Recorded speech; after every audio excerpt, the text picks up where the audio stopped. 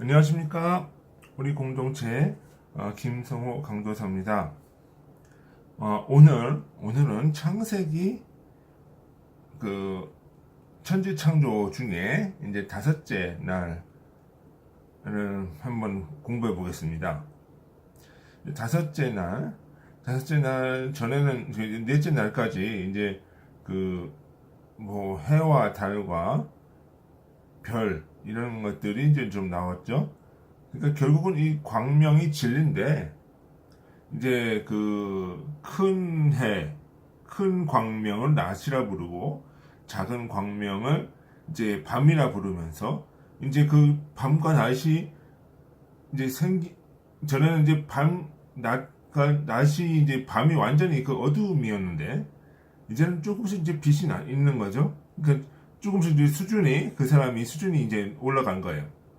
근데 이제 다섯째 날까지 이제 왔는데, 다섯째 날은 이제 어떤 것이냐. 자. 그러면서 다섯째 날은 29절에 보니까 하나님이 가라사대 물들은 생물로 번성하라. 땅 위에 궁창에는 새가 나르라 하시고 그랬습니다. 자, 물들은 생물로 번성하라. 그러니까 물들이라고 그랬어요. 그죠? 그러면 이게 물이 복수죠. 그러면은 이것이 어떻게 우리가 생각하는 물이 아니라는 것을 알 수가 있죠. 자연적인 물리적인 물이 아니라는 걸 알 수가 있죠. 근데 그게 또 뭐라고 그래요? 물이 생물로 번성하라 이렇게 얘기해요. 자, 그러면 이런 자연적인 물이 제가 이제 갖고 왔습니다. 물이 번성할 수 있습니까? 물이 자식을 낳고 막 그렇게 할 수가 있나요? 아니죠. 그럼 이것은 자연적인 것이 아니니까 영적인 것이라고 봐야 돼요. 자연적인 인간, 물은 그 진리를 얘기한다고 그랬죠. 근데 진리도 영적인 진리가 있고 자연적인 진리가 있어요. 근데 자연적인 진리는 우리가 일반적으로 공부하는 영어, 수학, 이런 것들, 그렇죠? 도덕, 윤리, 철학, 이런 것들이 이제 자연적인 진리예요. 근데 영적인 진리는 뭐예요? 영원한 생명으로 가는 진리. 그리스도의 복음도 될 수가 있고요. 우리가 그리스도의 예수님의 이것이 이제 영적인 진리로 가는 것이죠.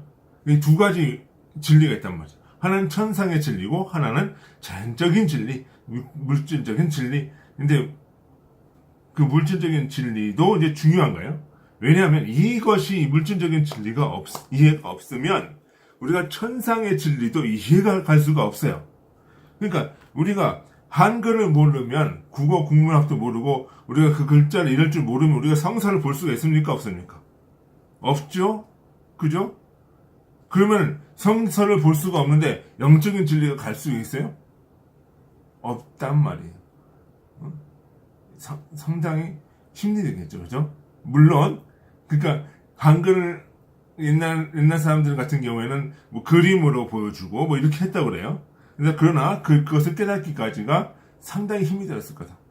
그 당시에 옛날도 어떻게 했어요? 그림 그리는 일반적인 기법, 철학, 이런 것들을 통해서 그림을 그렸겠죠? 그걸 통해서 이제 영적인 것들이 이제 나왔단 말이지. 그런 얘기예요. 그러니까 그러니까 일반적인 자연적인 인간에 속한 믿음이, 그러니까 이게 이제 율법적 믿음, 이렇게 얘기할 수 있겠죠. 믿음이 영적인 생명으로 거듭나는 거예요. 그러니까 물들이 생명으로 번성하라. 물이 생명으로 바뀌어라. 이것이 진리. 그죠? 무슨 말인지 이해 가시겠죠? 잘 이해를 못 하시다면 옆에 댓글로 이렇게 좀 이렇게 써주세요. 그러니까 그런 거죠. 그러니까 물들이 거듭나서 생명으로 되라. 이렇게 얘기를 해요. 그러니까 전에는 이제 영적인 생명으로 거듭나면서 이것이 살아서 움직이는 생명적인 이제 가는 거죠. 그래서 궁창 또다시 이제 얘기하기를 하늘의 궁창의 새. 자, 우리가 새라고 하는 것을 이 새는 영적인 존재인 경우가 많아요. 왜 그러냐면 일단 땅에서 떨어져 있죠. 그러니까 자꾸 이 발에 짚고 뭐 이런 것들은 그 땅의 그 성서에서 표현될 때 땅에 많이 짚고 막 이런 것들은 이제 육체적인 거, 물질적인 걸 얘기를 해요. 그래서 뱀도 뭐예요? 뱀은 아예 배를 땅에 붙이고 살죠, 그죠? 의지, 그러니까 배가 이제 좀 의지라는 얘기를 하는데, 욕구가, 배는 의지고 욕구예요.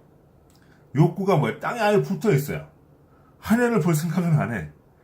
하늘을 향해 있지 않아요. 그러니까 어떻게 돼요? 땅의 것만 먹고 땅의 것을 추구하게 되고, 그래서 결국 그 뱀이 뭐예요? 마귀가 되는 거예요. 그렇지만 새는 어떻게 해요? 하늘을 자유롭게 날아다니죠. 그 자유로움의 의미예요. 상응이에요. 그래서 새는 궁창의 새, 합리적이고 지적인 사상, 뭐 이런 것들을 얘기를 해요. 그래서 이제 새 중에서도 여러 가지 새가 있어요. 비둘기도 있고, 뭐 까마귀도 있고, 뭐 이제 독수리도 있고. 그런데 그 새마다 이제 영적인 상황이 이제 조금 다르긴 한데, 상징하는 의미가 다르긴 한데, 보편적으로 새를 할 때는 그 지적인 사상, 합리적이고 지적인 사상, 이런 얘기 생각해요. 그래서 미국의 그 국기에 뭐가 있어요? 그 국조라고 그러나요? 독수리라고 하죠. 그러니까 자기네들은 그 독수리가 이제 성서에 나온 독수리이기도 하지만, 나름대로 합리성을 가지고 멀리 보고 그런 것을 추구한다는 의미죠. 주님으로부터 나오는 모든 것은 그 안에 있는 생명이 있는 바, 여기서 생물은 영적으로 살아있는 상태를 얘기를 하는 거예요. 이게 단순히 이게 뭐 천지창조 이 밖에 있는 걸 막 하는 것이 아니라 내 속에서 영적인 생명들이 막 나오고 있는 거야, 이렇게 쭉. 그러니까 사람이 거듭나면서 뭘 하는 거예요? 생명이 이제 나기 시작하는 거예요. 이제 예전 날까지는 뭐 진리가 무엇이고 뭐 이제 희미하게 알고 이제 지식적으로 알던 믿음이 이제는 다섯째 날에 와가지고는 뭘 하는 거예요? 행동하고 살아있는 믿음으로 이제 나오기 시작을 하는 거예요. 움직이는 믿음으로. 그러면서 하나님이 큰 물고기와 21절에 보니까 하나님이 큰 물고기와 물에서 번성하여 움직이는 모든 생물을 그 종류대로, 날개 있는 그 모든 새를 종류대로 창조하시니 하나님 보시기에 좋았더라. 자, 큰 물고기는 이런 일반적인 원리, 보편적인 진리, 뭐 이런 것들을 이야기를 해요. 율법적인 진리, 그죠? 세세한 원리 속에 종속되어 있죠. 일반적인 원리고, 이것은 세세한 원리들 속에 종속되어 있는데, 물에서 번성하는 모든 생물은 그 종류대로라고 하는 것은 그 물 속에, 일반적인 진리 속에 생존하는 그 나름대로의 어떤 그 진리의 모습이죠. 그것이 뭐예요?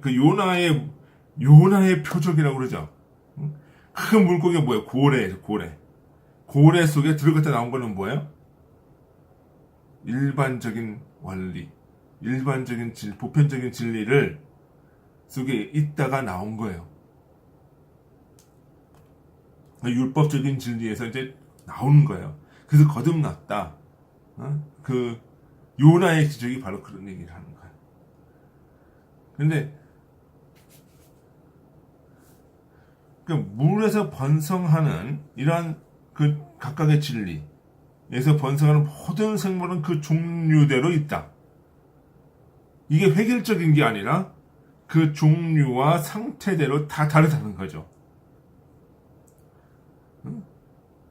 그러니까 어떤 물고기는 뭐 상어의 모습으로 나타나기도 하고, 어떤 물고기는 큰 물고기로 나타나기도 하고, 그죠? 그러면 그 물고기는 뭐예요? 그 속에 담겨져 있는 나름대로의 진리예요. 근데 그것이 영적인 것은 아니죠. 근데 이러한 다양한 종류 속에서, 진리 속에서 살아가는 것이 진리의 존재들의 다양성이라는 거죠. 여러 가지 형태로 나타난다는 거예요. 근데 새도 뭐예요? 궁창의 하늘의 새. 그죠? 하늘의 새도 뭐예요? 자, 하늘의 새도 합리적이고 지적인 사상이라고 20절에 말했죠? 근데 새를 종류대로 창조했다는 것은 그 합리성과 그 지적인 사상도 여러 가지 사상의 다양성을 나타내요. 하지만 다양하지만 이것이 하나에 뭉쳐져 가지고 하나의 진리 체계를 형성이 된다는 거예요. 그죠? 그래서 교회는, 그래서 양도 뭐야? 100마리가 있잖아요. 그죠? 100마리가 그냥 숫자 100이 아니잖아. 아니에요. 그 다양한 진리가 100가지가 있는 거예요. 근데 그것이 하나로 뭉쳐졌을 때 이것이 완전한 진리로 가는 거예요. 그래서 100이라고 해서도 또 그 100이 이제 숫자 100이 안에는 영적인 의미가 또 있긴 합니다만 그런 의미라는 거죠. 이런 다양성이 모아져서 하나의 본체를 이루는 거예요. 그러니까 생각과 사상의 다양성이라고 하는 걸 우리가 무시하면 안 되는 거예요. 그것이 다 뭉쳐져야 영적인 것이 나타나는 거예요. 그러니까 지금 이 다섯째 날에는 뭐예요? 훨씬 더 발전이 됐죠. 생물이 이제 물속에 생물들이 살기 시작을 하고, 그 이제 하늘에 이제 공중의 새도 여러 가지 이제 새가 나타나기 시작하고, 이제 생물이 나타나기 시작, 진리 가운데 있는 생물. 근데 이제 6절에 보면 그것이 이제 무트로, 이 진리가 이제 인간의 마음으로 이제 올라오는 거죠. 자, 그러면서 22절에 보니까 또 그들에게 복을 주어 가라사대 생육하고 번성하며 여러 바다 물에 충만하라. 새들도 땅에 번성하라. 그러니까 그들에게 또 복을 주시는 뭐냐면 생육하고 번성하라. 이제 낳으라는 거예요. 낳으라는 거. 자식들, 종족을 보존하라는 거죠. 그러니까 주님으로부터 모든 생명은 열매를 맺고 번성하는 거예요. 단순히 그냥 이 얘기가 그 물고기들이 교미를 해가지고 새들이 교미해가지고 막 번성하는 이런 얘기 하는 게 아니고, 이것이 물 속에 어떤 생명이 진리라고 있는 것이 하면 그 진리가 이어져 나가도록, 끊어지지 않고 단절되지 않고 쭉 계속 나가도록 어떻게 해요? 그 씨를 주고 받으면서 열매를 맺고 하라는 거죠. 번성을 하는 거죠. 진리가 충만하게 지금 하라는 거죠. 이제는 단순히 진리를 받는 것이 아니라 진리를 스스로 보여주고 주기도 하고 받기도 하는 이런 상태까지 가는 거죠. 그것이 바로 뭐예요? 다섯째 날이에요. 전에는 넷째 날까지는 어땠어요? 그냥 빛과 어둠에 대한 얘기만 하고 광명에 대한 얘기만 하고 그러다가 이것이 생명에 대한 얘기가 없었어요. 근데 이제 다섯째 날에는 이제 그 생명에 대한 이야기를 하면서 진리가 이제 나타나면서 그것이 이제 스스로 번성하여지고 충만하여지고 이제 열매를 맺고 그런 관계까지 간다는 거죠. 근데 이것은 아직까지 온전한 상태는 아니죠. 이제 그 온전한 상태가 뭐냐? 6째 날, 7째 날까지 가는 거예요. 그러면서 그렇지만 그 다양한 여러 가지 열매들, 이것을 그 표정 과정에서 다양하다는 거죠. 그 새들도 다양하고, 물고기들도 다양하고, 그런 것이다. 이 다양성, 이것이 진리다. 진리가 하나로 되어가면서 이 물을 더 이루어져 나간다. 이것이 5째 날이다. 예. 조금 예, 그렇게 생각을 해봤습니다. 오늘은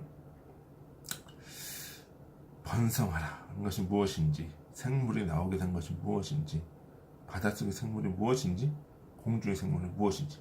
근데 6절에 보면은 이제 6째 날에 보면 땅의 짐승이 나오기 시작을 합니다. 그 마음에 이제 진리가 심어지는 거죠. 예. 다 같이 기도하시겠습니다. 하나님 아버지 참으로 감사드립니다. 아버지 하나님, 오늘 우리가 창세기 5장에서 번성함이 무엇이고 열매 맺음이 무엇이고 물에서 생명들이 나옴이 어떤 것이고 생각해 보았습니다. 이 영적인 의미들을 깨닫고 우리가 삶 속에서 지켜나갈 수 있도록 아버지 인도하소서. 아버지, 또 우리가 다음에는 6째 날을 공부하기를 원합니다.